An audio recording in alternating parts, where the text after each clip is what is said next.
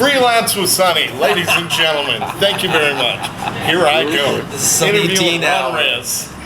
The Sonny Dean hour. How about This that? is fun. Yeah. Sonny Dean Light hour. No. Hey, Ron. Come on with something.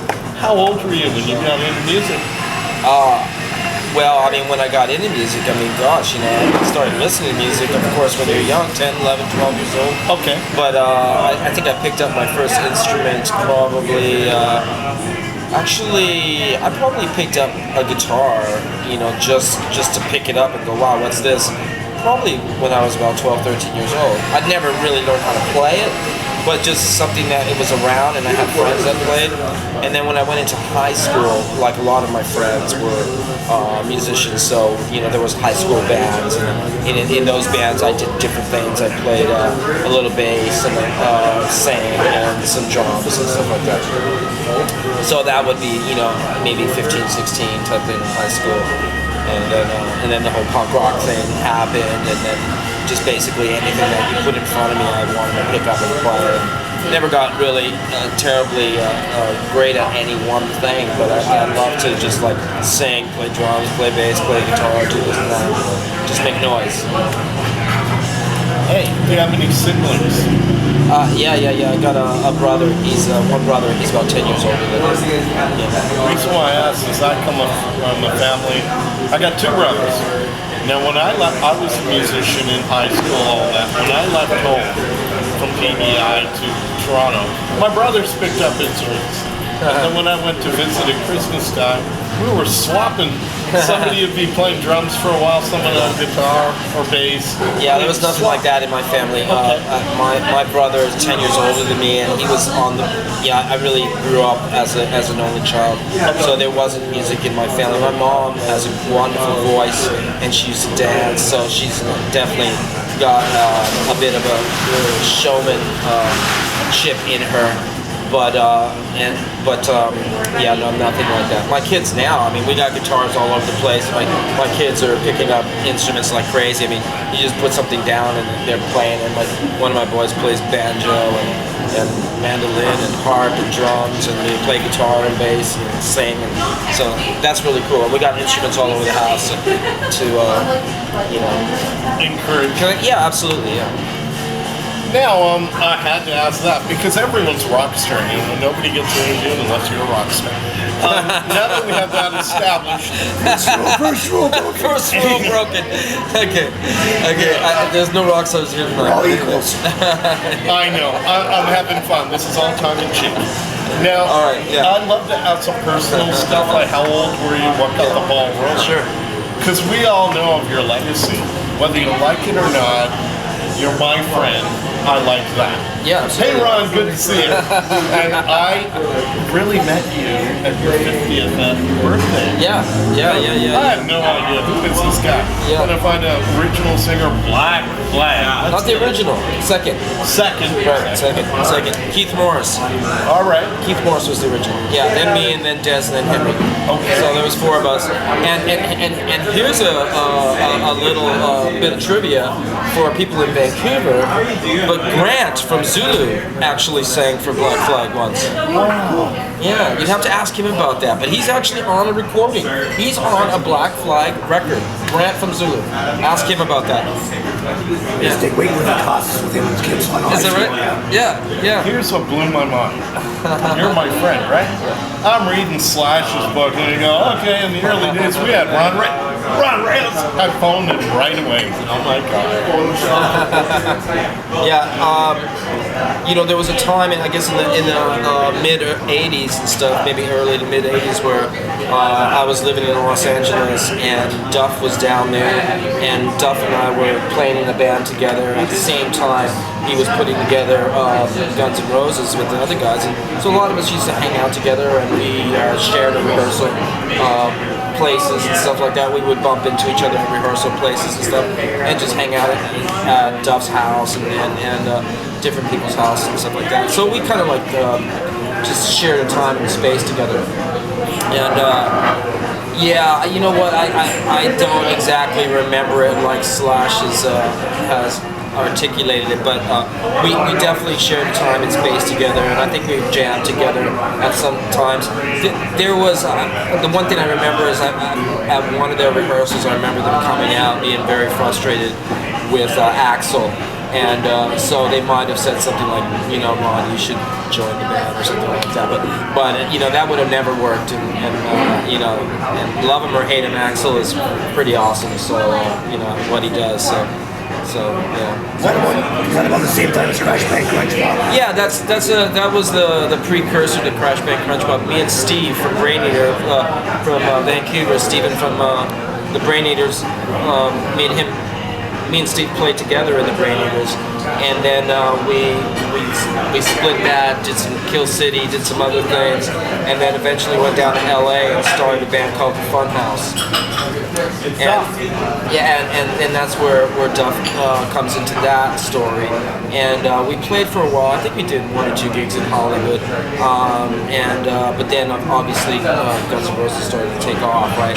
So and then Steve moved back to Vancouver, and so we lost some momentum, and then things just went in a different direction. But you also formed Crash Bang Crunch Pop up here, did a couple shows. Yeah. And, Yeah, that was actually really cool. What happened was I kept on writing songs, and I still had this vision for like a kind of a rock band that was, you know, had its roots in punk and in glam and in rock, and, you know, kind of like, you know, loved like, you know, Alice Cooper and the Stooges and stuff like that, and so it kind of had that, and the Ramones and the Beach Boys and all these kind of elements all kind of put together, and Crash Bang Crunch Pop came out of that. And at the time, it was just me and a few local Southern California boys playing, and had some buddies up in Vancouver, Carlos, Ziggy, and Kevin Rose. I said to Kevin, hey Kevin, why don't you get some guys up there, and I'll bring my guys up, and we'll do some gigs together. And we'd never rehearsed before. We were just like throwing tapes back and forth. And I came up to town with my drummer, and then we had like a half-hour rehearsal or something like that. The next night we were playing at the York Theater with the Dayglows. was that show on? Yeah, so that was the first Crash Bang Crunch Pop show, and that was the first time I had ever sang those songs, because prior to We that, had the tape. Spartacus had it on reel to reel. I mean, yeah. 90 minutes, you put them on back-to-back 4 songs, just kind of playing through it. Yeah, that's a funny story. That's a real funny story. You'll probably have to edit this because this is long. But so I made this demo tape, and I sent it up to Mike Jack, because Mike and I played in Kill City, and we were friends. And I said, here, dude, you know, this is my new stuff. It's totally different, but hope you like it. But don't play it for anyone. And because I'm totally anal and neurotic about that kind of stuff, and he ended up playing it for everyone, and I'm glad he did, because people liked it, and I met my wife through that, and my wife also became a fan of that, and we met up later, and she became like a background vocalist for us at some other shows, and then we fell in love and got married and had tons of kids and all that other stuff. But yeah, I mean, you know, I've spent a lot more time in Vancouver actually than in LA. I mean, I'm from LA, and you know, started music in LA. But it turns out that I've been in Vancouver now longer than yeah. So I'm kind of an honorary Canuck, even though I'm not a citizen. What year? What's the timeline for Black Flag? I mean, I started going to their shows. I was at their first show, I guess, in the late 70s, and then I joined the band. I don't know, 79, 80, something like that. Got it. And Copy that. yeah, something like that. You know, dates I'm terrible with dates, and the truth is it was a very short period of time that I was involved with that, and it was a lot of stuff packed into that period of time. We were recording, we were playing shows, we were touring, So the wheels were just starting to get going. We did the movie, The Decline of the Western Civilization. So a lot happened in a very short period of The time. first one, part one. Yeah, I've never seen the other one, so... I saw the other one because I'm a metalhead. Yeah, no, I heard it's really funny, so I didn't see it. I have to see And I'm a the huge first Kiss one. fan, so, you know... Wow. Now, Kill City, what would be the timeline for that one? Well, when I quit Black Flag, I came up to Vancouver and just joined a lot of different small kind of fuck bands and bands that would play the Buddha for 2 or 3 nights and then break up. That seemed to be the way things were going back there, and I really liked it because it was always fresh and always spontaneous, and it was just, you know, for me it was perfect. So I was in a lot of different bands, different fuck bands and stuff like that, and ended up playing with Jim Cummins and Steve in the Brain Eaters for a while.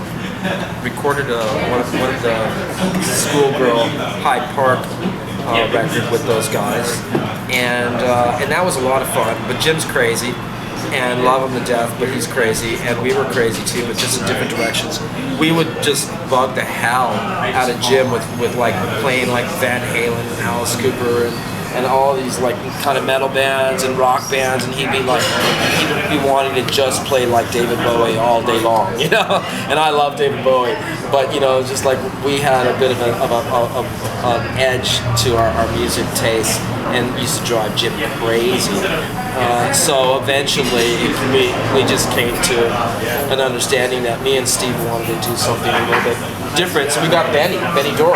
Wow. Yeah, Benny Doro started playing guitar, and we put together Kill City. And at first, it was really just a Van Halen cover band, and then we did some Stooges stuff. And so, of course, Benny was like completely devoted to Eddie Van Halen. So when we asked Benny to join, all he could play was Van Halen songs. So we became like, 90% of our set was like the first 2 Van Halen albums, you know. Great albums. So and I played drums for some of that and bass for some of that, different things.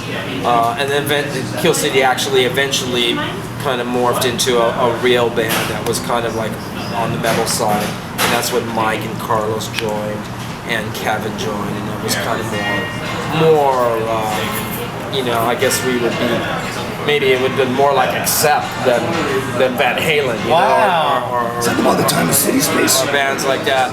Well, yeah, City Space was happening around that time, Yeah, there's a poster floating around for a show that we would have done there, but for some reason it got canceled. You wound up in a Brain Eater. Yeah. You know, when I came up to Vancouver, Brain Eater was one of the first bands that I'd seen, and we played with them. Black Flag played with Brain Eater at the Smiling Buddha, with bands like Rabbit and the Dish Rags and some other bands as well. And I really loved Brain Eater. Brain Eater at that point was a trio. And they were, pretty artsy-fartsy, but I really liked it. There was a band in LA called the Screamers that they were really, to me, they reminded me. They had a kind of a wall of noise sound and just a little bit kind of artsy-fartsy, and I really liked it. So me and Jim just became friends. Jim kind of helped me start my screen printing stuff up. We used to, I was probably one of the first guys who did any screen printing in this town. I think the first Subhuman and DOA shirts were done by me years and years ago.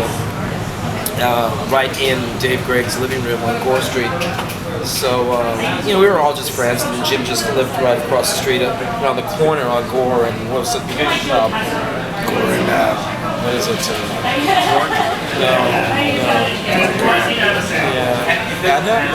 Union Street. Union. So they had the house there, and then Wank Manor was down the and then Wank Manor was down the street. Oh my gosh, talk about the craziness. Yeah. So the Plaza and Wank Manor and all this stuff on Gore Street. All within like a 6-block radius. Chinatown will never be the same. Now tell me about, you are in fact, but I'm wondering, this project Married with Kids. Yeah. you're talking about the movie called The Other F Word, and that's a movie that just came out on DVD. It was filmed a couple years ago. It had a kind of a release last year in theaters, and just recently came out on DVD. And it's basically this Jim Lindbergh, who was a singer for Pennywise and now is a singer for the Black Pacific. He wrote a book several years ago called Punk Rock Dad, and it's his story really of the duality of being like in this punk band and being, you know, anti-authoritative, anti-authority and all this stuff, and you know, basically saying fuck you to the world and to the man, and then becoming the man, and then having the responsibility of raising kids and what that, the dynamics of that, you know, coming back from like tours all fucked up and having to change diapers and all that stuff, and what was that all like, right? So he wrote this book, and some people read the book and wanted to make a movie out of it, and so they did. And so the movie's roughly based on the book, and mostly based on Jim's life and his story, but he got together a bunch of people that he respected and liked, and punk rock dads, I guess, and got them together to share their story, right? And so I'm part of that, and there's some really cool people in that movie, and Tony Adolescent is in that movie. Some guys from bands that I really don't know much about, but Flea from the Chili Peppers and Fear's in there. You know, so a bunch of us basically just tell our story a little bit about what it's like, you know, all of a sudden, you know, having this bundle of joy to take care of, and then, you know, dealing with that, you know. So that was really cool. I mean, I loved the book, and I got kind of, Jim and I started communicating, and then he asked me if I wanted to be part of it. I said, sure, why not? And I had a different angle on the whole thing, because mostly everyone else in that movie kind of like continued to do their music and their punk rock thing and their like, you know, their disastrous lifestyle while raising their kids. So that's what they did. For me and Diane, it became evident real soon that, you know, we could not do both. And that was really the whole driving force of me kind of like, you know, putting music on the back burner, music and just that party lifestyle on the back burner, and focusing on raising a family. So everyone else in the movie were kind of juggling both, and for me, my perspective was like, no, actually, I couldn't do that, and I realized that early on. So that's really honest. Well, you know what? I just, you know, all of us have our stories. You have a bigger family too, right? Well, yeah, but I mean, we started with one, you know, Lavinia. But we started right with one. From one, he knew. Yeah, no, it became pretty clear. I mean, you know, and the thing is like both Diane and I, and I'm sure a lot of people in this room, came from situations where their family might have not been the ideal, nurturing type of functional family unit.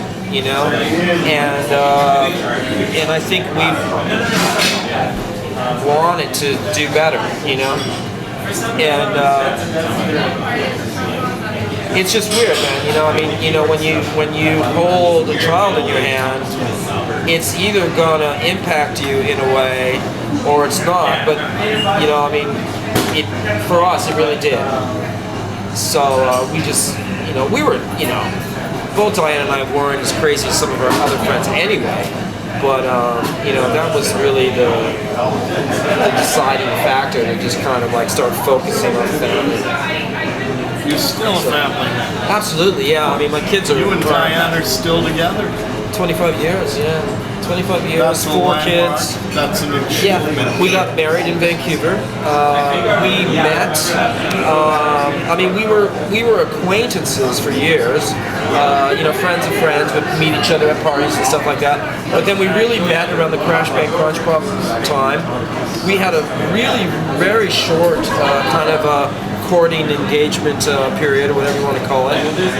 Within months of knowing each other, we decided to get married, and it stuck. So, you know.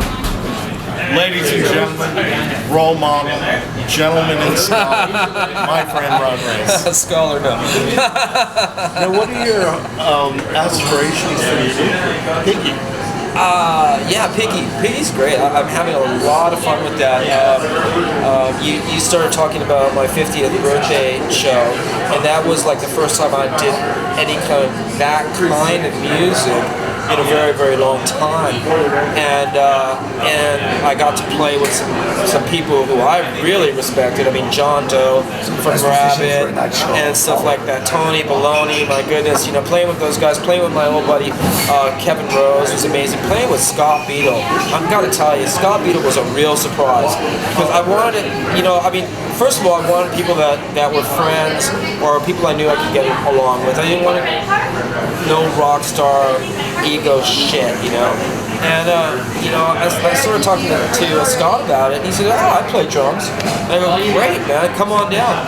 And you know what? It's just like, it worked really good. We had a lot of fun. And, and it was just like, what I realized through that was that, I still had this love for music and for like performing music, and yeah, that was kind of like what got the wheel going again, kickstart exactly. And so there was a lot of excitement about that, and at one point we had considered putting that band, keeping that band together. That particular band, which by the way was only called the Ron Reyes Band because we just could not think of anything else. No, we just couldn't think of anything. I didn't want to call it. Last minute. But it was just totally like, what are we going to call this thing? This is like we were trying to come up with names, and I think it was Tony. Tony just said, "Fuck, man, let's call it the Ron Reyes Band." So I said, okay, whatever. So we did that. But out of that, I made just some wanted friends. Made some friends, met you, met a bunch of guys. Got to play with the Jolts. Jolts are one of my favorite bands in Vancouver. Love those guys. But the music, just like really kind of came alive again. But then I decided that, I don't want to sing. I just wanted to do something different. And I'd never, since Brain Eater, I hadn't played guitar in a band, and it's just something that I've always wanted to do. And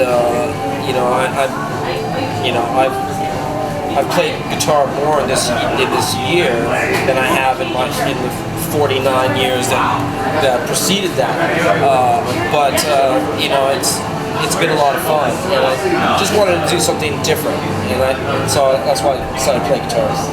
And got some different people together. And there again, I didn't want to do something that was reminiscent of what I used to do, something that was reclaiming an old glory or something like that, or put together a super group to sound like something that I had done before. I wanted to just do something completely different. And actually, my goal was to be as good as No Exit. And anybody from Vancouver who knows No Exit will understand that's not necessarily a very lofty goal. I mean, they were a wonderful band, God bless them all, they're great guys and stuff like that. But they were probably one of the roughest bands around at the time. And I thought, what, if I could do that, I'd be happy. So that was kind of like the bar. That's where I set the bar, and and so because of that, I didn't want to get together, like any kind of rock stars or any kind of like A-list musicians, with egos or people who had a resume of this, that, and the other. I basically put together a band of unknowns and people that were in small bands, including your drummer from LGA. Yeah, and Lucifer from the East Vamps, and Doug, who I had met at my birthday thing. And I said, hey, do you want to play keyboards? He didn't even know how to play keyboards. He said, I don't know how to play keyboards. I don't even have a keyboard. I said, fine, perfect, you're in. So that was kind of my attitude with that.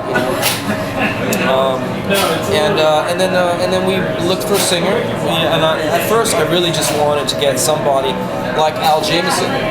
And Al Jameson really, blessed, yeah, absolutely, rest in peace, Al. But Al Jameson is like the prototype, best punk rock singer this city's probably ever seen. I just, I really mean that. Al was really fantastic. And his stage persona. And just stage, he had it all, and I mean, unfortunately, he lost the battle with lots of his demons, and they got the better of him most times, but there was a genius in that boy. And there was something really great about him, and everybody who knows him knows what I'm talking about. But that's really what I wanted. I wanted something like that, or a Stiff Bader's kind of like just spitting out, spewing out, just kind of like that really rough 1977 type punk rock singer. And instead, we ended up getting Alexa Bartok, and Alexa was a beautiful, sweet, very articulate woman, but very, very artistic and very eclectic taste in music, which was completely diametrically opposed to what I had in mind. But I thought, well, you know what? This could work, And forget the formula, forget what I had in mind. Let's try this. And we actually had some really great moments together. She was fantastic in many, many ways. And to this day, I really miss some of the things that she brought to the table. But it became pretty obvious that it just was not meant to be for a lot of different reasons.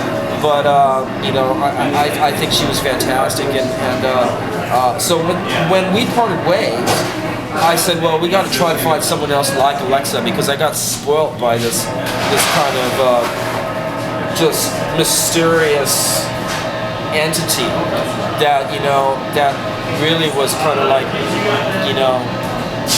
defied any kind of like explanation or anything like that, but we couldn't find it. We couldn't find anyone like that. We tried to find a ton of girl singers. Couldn't find anybody that was anywhere even in the same universe. So I went back to my original plan of just getting like an old 1977 punk rock singer, something maybe along the lines of the original thing, and we ended up with Pat, which we're really happy with. That's right to say. How's that working out? Yeah, no, really happy with that. It's good. We're planning on recording soon. We're going to go down to Seattle and record some songs in March, I think. And we got some shows coming up, and just having fun. It's Victoria, Vancouver.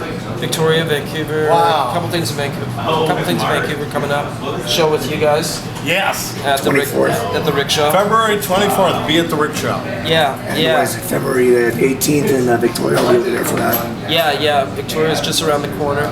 That'll be real fun. You played with Class of 1984. Yeah. Class of 1984, good band. I saw them at the Princeton. One and only time I ever saw them was at the Princeton. I almost broke my leg that night in a bit of a brawl. I think I was there. Yeah, you were there. Actually, I broke up the brawl. No. What happened was... Here we go. Okay, so, and this is the thing, it's your fault. Mine? Yeah, it's your fault, Sonny Dean. What happened was there was a guy there, and I actually don't even know the guy. I know him. Okay, it doesn't matter. You know what?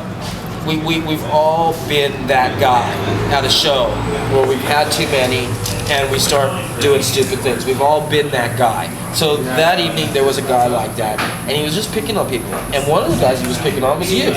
And he starts with, he was on you, flipping man. tables into drinks. Yeah. No, he didn't get the best of me. No, he didn't get the best of you, but he was aiming at you, and that got me up because I was just like, hey, this is my friend Sonny, So he got my attention, and then he just like turned around and looked at me, and just one thing led to another, and the next thing you know, we're swinging at each other, and I just about twisted my leg, and I stepped in. but they were a great band, and he wasn't in that band, so let's not give them a bad name for that. But that was a crazy night of excitement. I think Bert finally put the Kibosh. kibosh on that guy. Thank you for having my back. But you know what? I didn't have the opportunity to have your back, but I was there. It got my attention because you know what? The one thing I don't like is people who fuck with friends. Well, what I saw, I'll tell you why I intervened. Liquor Kings are playing. I bounced before. I saw microphone stands falling down. Yeah. Some of my friends, including Randy Rampage, some friends have suffered injuries, shall we say, from mic stands hitting them in the face. I stepped in because I didn't want to see the band hurt. You stepped in because you didn't want to see me hurt. We got the guy out. I got a hold of him by the arm. Then the bouncer stepped in, tossed him out. But I didn't know about you suffering at all. I was limping for about 6 months. I really twisted my leg in the altercation. But that's life, that's life. If you're gonna sit anywhere near the front of the stage at a punk rock show, it's like, it's just like basically you're taking your life in your hands. So it's just like it comes with the turf and whatever. Sorry about that. But looking forward to that show. We're looking forward to it. We're on stage. 1984. Yeah, for sure, absolutely. Oh yeah, we're playing on the 24th. And Class of '84, when's that gig? Well, that's in the 18th, Victoria. And in February? At Logan's. Yeah, at Logan's Pub in Victoria. And they come back playing the 24th here.